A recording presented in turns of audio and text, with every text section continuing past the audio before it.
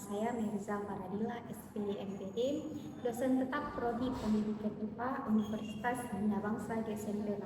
Pada kesempatan kali ini, saya akan menyampaikan terkait mata kuliah yang saya ampu yang sesuai dengan bidang keahlian saya, yaitu mata kuliah IPA Terapan. Mata kuliah ini ditujukan untuk mahasiswa pendidikan IPA semester 4 dengan kode mata kuliah MKKD 1809 berbobot 2 SKS. Diselenggarakan dalam 16 pertemuan tatap muka dengan rincian 14 pertemuan materi dan 2 kali untuk pertemuan masing-masing ujian tengah semester dan ujian akhir semester. Mata kuliah IPA Terapan membahas prinsip-prinsip dasar IPA dan penerapannya dalam kehidupan sehari-hari, industri, serta lingkungan. Mahasiswa akan mempelajari konsep-konsep IPA Terapan seperti zat adiktif, sumber pengawet, antioksidan, pewarna, konsep-konsep listrik statis dan dinamis dalam kehidupan sehari-hari, penjernihan air, konsep magnet dalam kehidupan sehari-hari, penanganan resapan air dengan biopori, serta pengendalian hama dan penyakit. Adapun capaian pembelajaran lulusan atau CPL Prodi pada mata kuliah ini meliputi CPL 2, CPL 4, dan CPL 5 yang telah tertuang dalam RPS dan telah divalidasi oleh Ketua Prodi dan gugus pengendali mutu Prodi. Capaian pembelajaran mata kuliah yang diharapkan antara lain CPMK 1, mahasiswa mampu menjelaskan dan menganalisis konsep IPA Terapan yang berkaitan dengan fenomena alam, lingkungan, pangan, energi, kesehatan, dan teknologi secara ilmiah, logis, dan sistematis.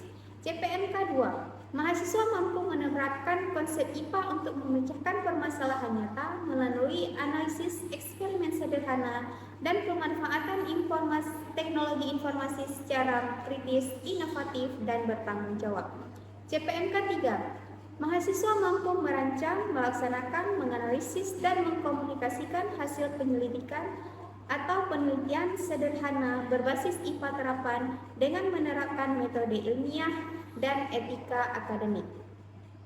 CPMK 4, mahasiswa mampu mengembangkan produk, media, atau proyek berbasis IPA Terapan yang inovatif dengan memanfaatkan sumber daya alam, teknologi, budaya lokal, dan kearifan etnosains sebagai solusi terhadap permasalahan di masyarakat. Dan CPMK 5, mahasiswa mampu bekerja sama dalam tim, berkomunikasi ilmiah secara lisan maupun tulisan, serta menunjukkan sikap profesional, mandiri, kreatif, dan bertanggung jawab dalam pelaksanaan proyek IPA Terapan. 3 komponen utama dalam proses pembelajaran mata kuliah ini adalah delivery, interaction, dan assessment. Untuk delivery, saya memberikan materi serta RPS yang dapat diunduh langsung oleh mahasiswa pada sistem e-learning Universitas Bina Bangsa Getsempena serta presentasi interaktif yang langsung dilakukan secara tatap muka untuk mendukung pemahaman siswa. Materi yang saya sampaikan didukung oleh beberapa media pembelajaran berupa video, demonstrasi lab, atau virtual lab, dan juga Canva sebagai media pendukungnya. Interaction pada mata kuliah ini meliputi komunikasi 2 arah antara dosen dan mahasiswa berupa diskusi tanya jawab, kolaborasi, dan refleksi bersama. Dan asesmen, adapun sistem penilaian yang saya lakukan dalam mata kuliah ini mencakup asesmen formatif untuk penilaian proses yang dilakukan melalui kuis, tugas proyek individu dan kelompok, serta penilaian sikap, keterampilan umum, dan keterampilan khusus sesuai RPS. Selanjutnya, asesmen sumatif untuk penilaian akhir berupa UTS dan UAS. Selanjutnya, model pembelajaran yang digunakan dalam mata kuliah ini yaitu case method, project based learning, untuk mendorong pemecahan masalah berbasis kasus serta pengembangan proyek inovatif dalam IPA Terapan dengan metode presentasi interaktif, demonstrasi, praktik, kolaborasi kelompok, dan respon kreatif. Referensi yang saya gunakan dalam mata kuliah ini ada berupa buku referensi karya para ahli sesuai materi pembelajaran, serta beberapa artikel bereputasi yang saya miliki, dan artikel jurnal bereputasi karya ahli lain yang memiliki nilai kebaharuan agar mahasiswa mampu mengikuti perkembangan ilmu pengetahuan dan teknologi masa kini. Baik, berikut adalah proses pembelajaran pada mata kuliah IPA terapan dengan materi pada pertemuan 7, yaitu sumber pengawet, antioksidan, pewarna, dan asam glutamat alami dalam proses pangan. Mari kita saksikan. Baik, Assalamualaikum warahmatullahi wabarakatuh. Waalaikumsalam warahmatullahi wabarakatuh.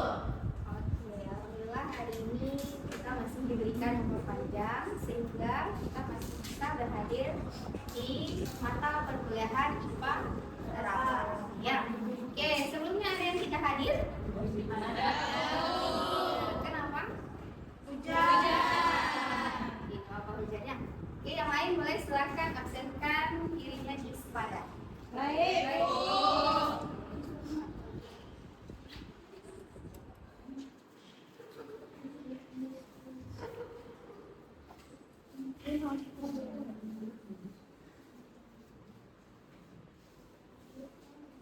Oke, sebelumnya kita berdoa dulu di dalam hati masing-masing supaya pembelajaran hari ini menjadi pembelajaran yang berkah. Berdoa dimulai.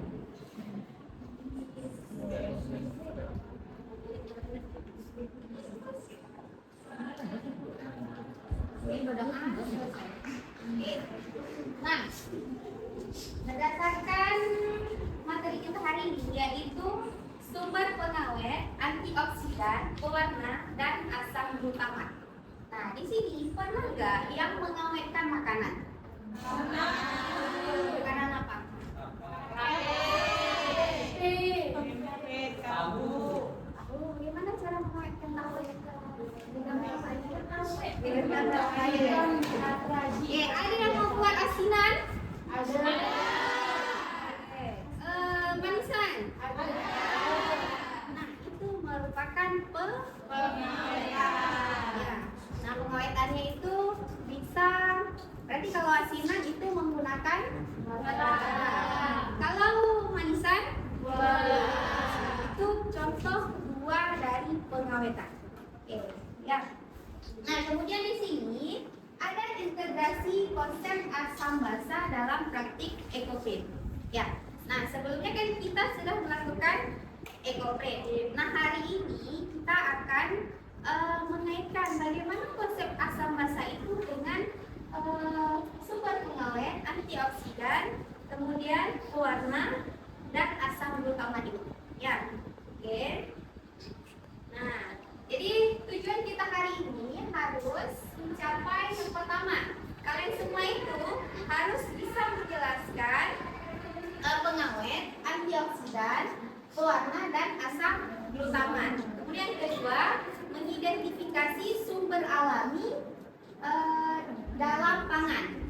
Kemudian yang ketiga itu menghubungkan konsep asam basa dengan pewarna alami ada EcoPrint. Ya. Nah, sekarang pengertian pengawet alami. Oke. Pengawet alami adalah bahan yang berasal dari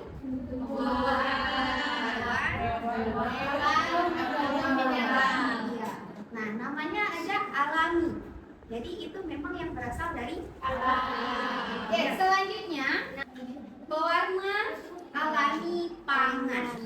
Ya, kalau yang dikatakan pangan itu apa? Yang bagaimana?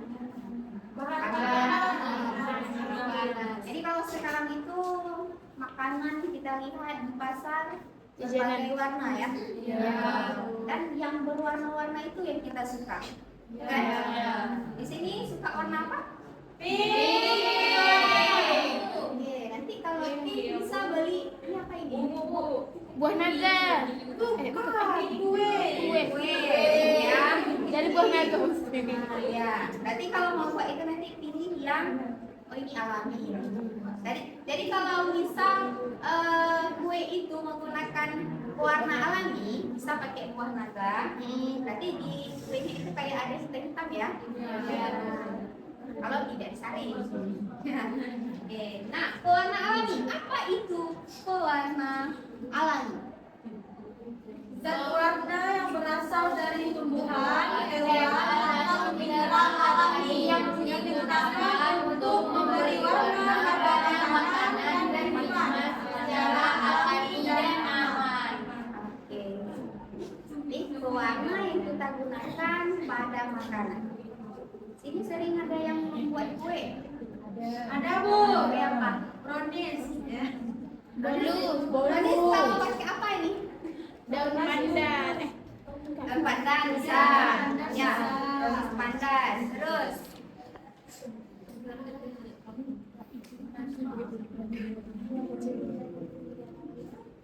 ini bunga telang. Tahu bunga telang? Tahu. Ada jarak. Oke, nanti kita cari ya. Kemudian ada buah bir. Bir tahu. Buah bir itu antioksidan yang sangat-sangat baik. Nah, jika kalian ataupun saudara ada yang mengalami kanker, nah ini bagus. Buah bir, ya, jusnya. Nah, mungkin kalau langsung seperti itu ada pahit dan terasa tanah gitu. Ya. Kemudian ada kunyit, ini sering ya. Kemudian ada daun pandan, sering. Kemudian Taro. kemudian ada paprika. Ini garam kita ya. Nah, itu pewarna alami. Jadi kalau membuat makanan silahkan pakai pewarna ini. Nah, kalau di rumahnya tersedia. Nah, selain konsep asam basa. Pertanyaan, ada yang bertanya, kenapa tiba-tiba langsung ke konsep asam basa? Tidak ada. Kenapa ada konsep asam basa? Karena dalam pengawinkan itu konsep ini penting. Ya, karena seperti tadi penggunaan garam, ada kemudian jeruk nipis, kemudian lemon. Nah, itu rata-rata kan untuk membunuh bakteri. Jadi bakteri ini akan sulit hidup jika berada pada keadaan pH yang tinggi, rendah. Ya, kalau tinggi itu dia masuk ke basah. Ya, kalau rendah itu masuk ke asam. Nah, jadi jeruk nipis itu pH-nya rendah, sekitar 2 atau 1. Ada nggak ekspresi makan jeruk nipis tersenyum?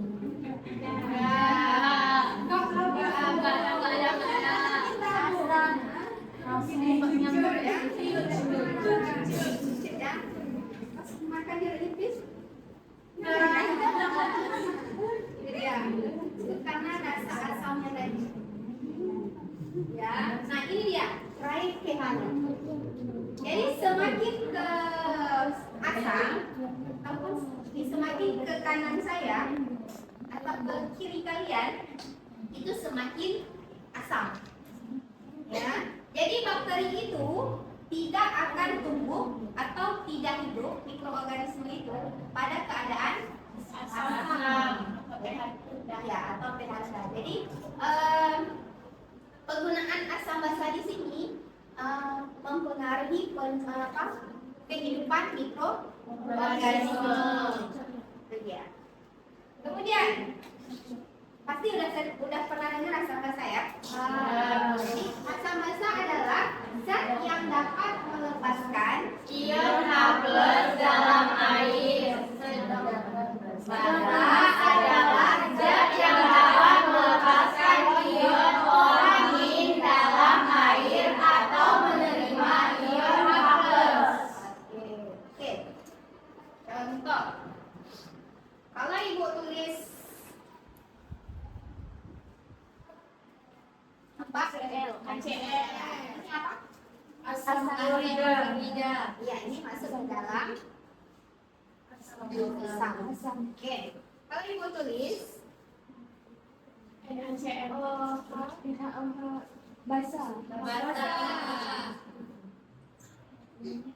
ya. Oke. Apa ciri khas dari asam tadi? Ada H. Ada H, ya. Tapi jangan H aja, tapi H plus. Nah, jadi si HCl ini akan terurai menjadi CLB. Nah, ini dia. Jadi yang akan dilepaskan itu di dalam air si Nah, kemudian NaOH ini Na plus OH minus. Na Plus tambah OH minus. Nah, siapa yang dilepaskan? Siapa yang dilepaskan di dalam air? OH minus. Nah, ini dia. Ya. Nah, berarti kalau si asam itu konsep utamanya bisa diperhatikan donor H+. Ya, makna donor apa? Jadi hari ini saya kekurangan darah dan darah saya itu golongannya A. Ya, butuh darah. Berarti kalau butuh kita cari ke orang lain. Nah, berarti ditransferkan. Ini donor. Ingat kalau asam itu donor. Ya. Yang kemudian basa. Penerima plus Nah, jadi agar bisa lebih cepat mencerna atau mengingat, berarti kalau basa mendonor, ini aja satu mendonor OH ini. Oke. Oke, selanjutnya pengaruh pH terhadap pigmen alami. Ya. Nah, oke. Nah, di sini mengapa bisa berubah warna? Ya, setiap pH itu akan merubah warna. Jadi di sini perubahan pH mempengaruhi bentuk kimia pigmen pada pigmen antosianin. Perubahan struktur molekul. Jadi kan kalau ada bahan-bahan alam itu berwarna, itu mengandung antosianin namanya. Antosianin, ya. Terus, nah, perhatikan pH di asam kuat. Oke, di sini kita ada 3 sampel. Yang pertama itu ada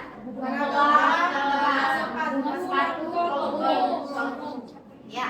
Nah, jadi bunga telang pada pH 2 itu dia akan berwarna ungu ya. Nah, warna awalnya apa? Bunga telang biru. Nah, pas ditetesi larutan dengan pH 2 dia akan berwarna ungu. Ya. Kemudian ditetesi dengan pH 4 biru muda kita bilang. Ya. Kemudian dengan pH 7 udah netral. Netral ya. Itu biru, jangan ungu lagi. Nah. Kemudian ada pH 9. lebih ke terang. Lebih hampir ke hijau mungkin ya. Sekarang banyak warna ya. Kemudian ada pH 11. Hijau muda. Nah, itu pengaruh warna karena pH. Yang awalnya tadi si bunga telang berwarna ungu, biru. Nah, jadi setiap pH-nya itu dia akan berubah warna. Gitu dia. Jadi kalau seandainya nanti kita tidak punya alat tes, nah, kemudian kita punya bunga telang, kemudian punya larutan asam, bisa kita teskan seperti ini sebagai alat ujinya. Ya. Kemudian sama juga dengan bunga di kembang sepatu. Awalnya berwarna merah. Nah, pas pH 2 merah. pH pH 4 Ungu. pH 7 Ungu 2. kemudian pH 9 Biru. pH 11 Hijau. dan juga dengan Kolor kolor ungu. Nah, kesimpulan dari praktek itu atau praktikum yang ini apa? Setiap nilainya adalah yang berbeda. Coba satu-satu. Nah, Semakin rendah atau tinggi pH, semakin besar perubahan warna pigmen alami yang terjadi. berarti kalau semakin rendah akan membentuk warna apa?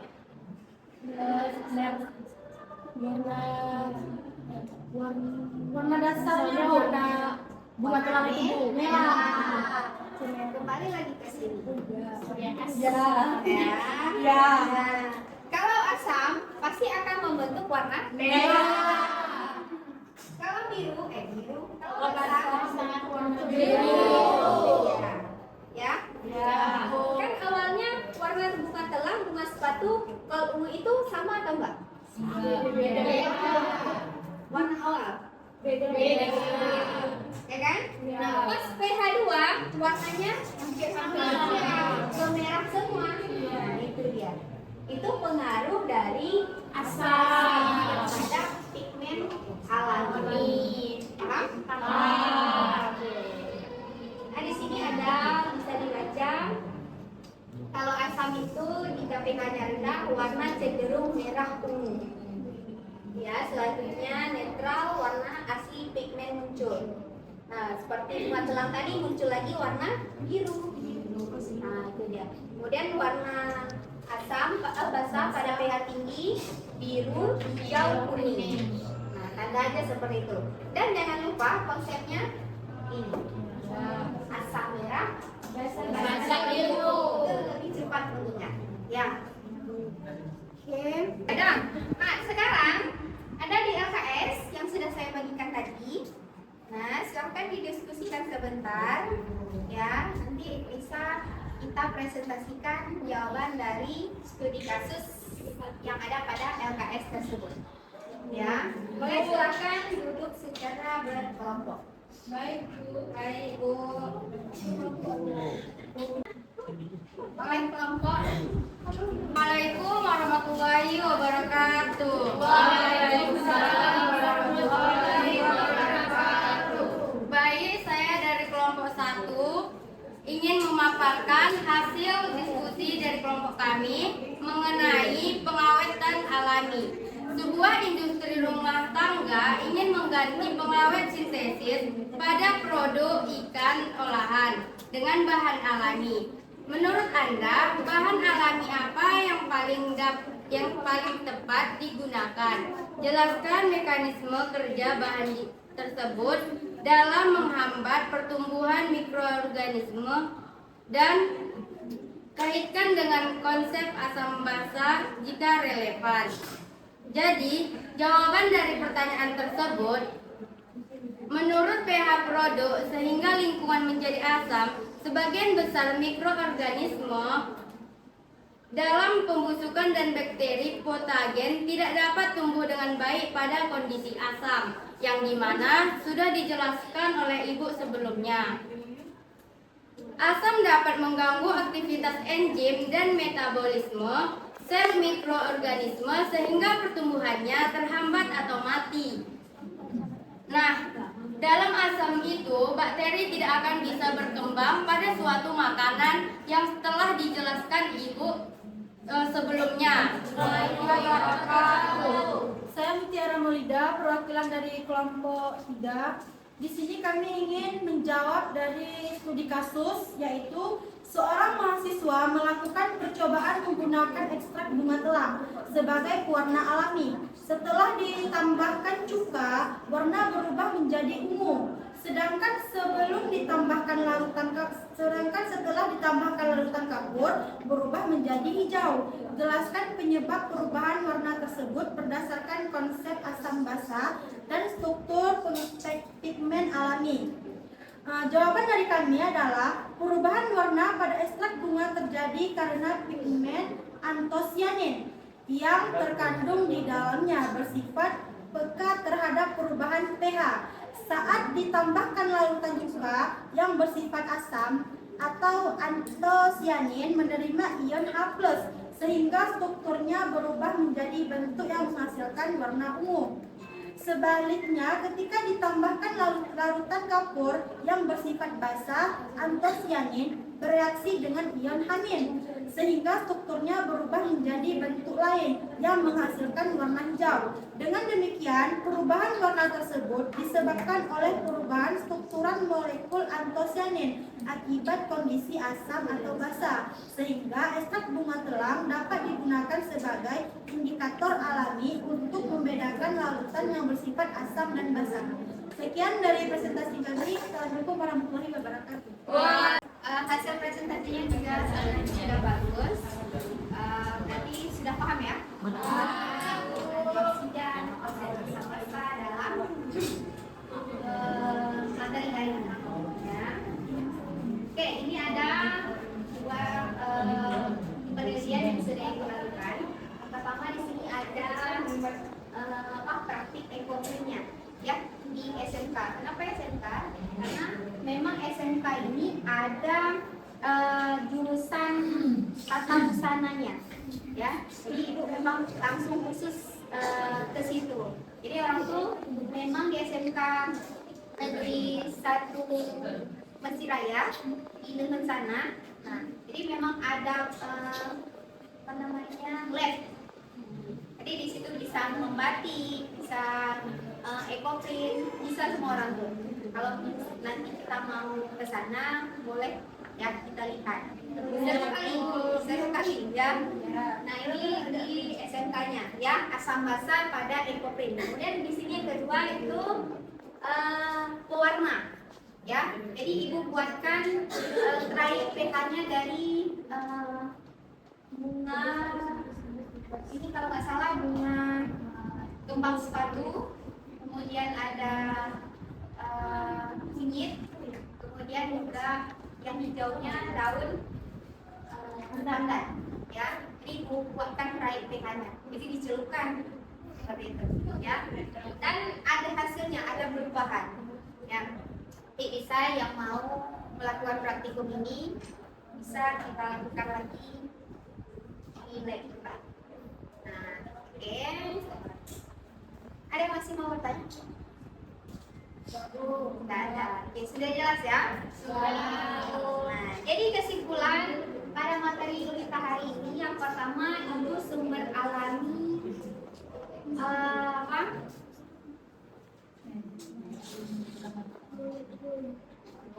pengawet.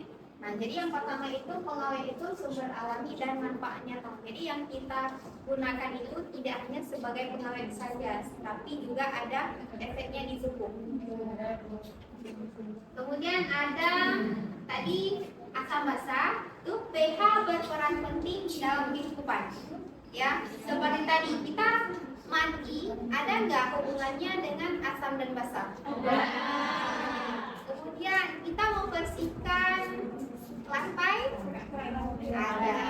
Kita mengawetkan makanan juga berhubungan dengan asam. Ya, jadi peran asam dan basa itu dalam kehidupan sangat penting. Ya. Kemudian ada ekoprint.